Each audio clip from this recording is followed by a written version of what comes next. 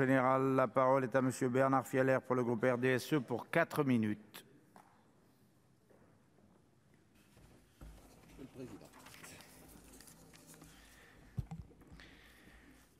Monsieur le Président, Monsieur le Ministre, mes chers collègues, la mobilisation du foncier constitue un enjeu majeur pour les maires, en particulier dans le tissu rural, afin de favoriser le développement de leur commune et l'implantation d'activités économiques et de services publics, mais aussi de répondre à la demande croissante de logements. L'objectif de cette proposition est d'accompagner et de soutenir la revitalisation des communes face aux problèmes croissants de la sous-optimisation des biens immobiliers et des terrains abandonnés par leurs propriétaires.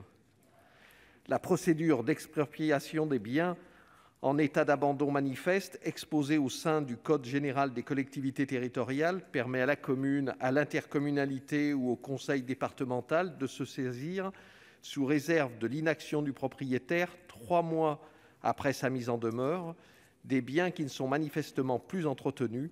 Cette procédure simplifiée peut être réalisée sans enquête préalable. Mais cette proposition vise ainsi à corriger des dysfonctionnements dans la mise en œuvre de cette procédure, tout en ne portant qu'une atteinte limitée au droit de la propriété, reconnu comme principe à valeur constitutionnelle, et ce, dans le respect du cadre juridique existant, grâce aux diverses garanties procédurales prévues et au contrôle du juge en bout de chaîne. Je rappelle d'ailleurs que l'objectif premier n'est pas l'expropriation des biens, mais la cessation de l'état manifeste d'abandon.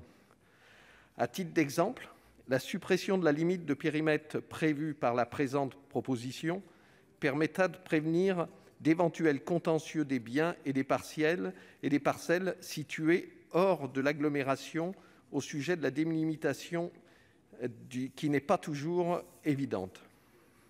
Elle permettra également d'améliorer l'esthétique des paysages dont les maires se font les garants.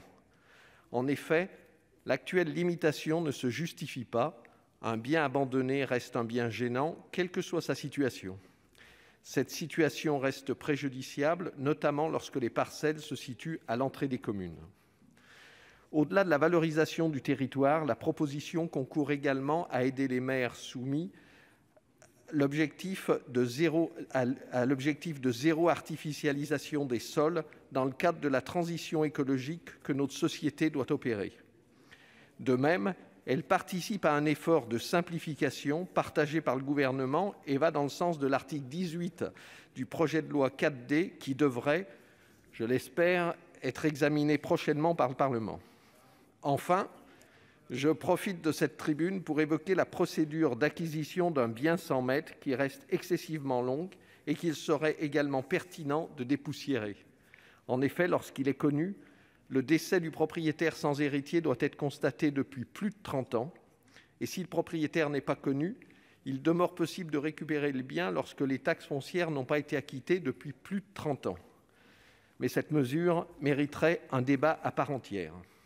Donc, cette proposition de Jacques Mézard et de notre président Jean-Claude Requier, qui me semble faire l'objet d'un soutien unanime, est très attendue par les élus locaux qui s'engagent dans une action volontariste de redynamisation de leur territoire. Merci. La parole est à Madame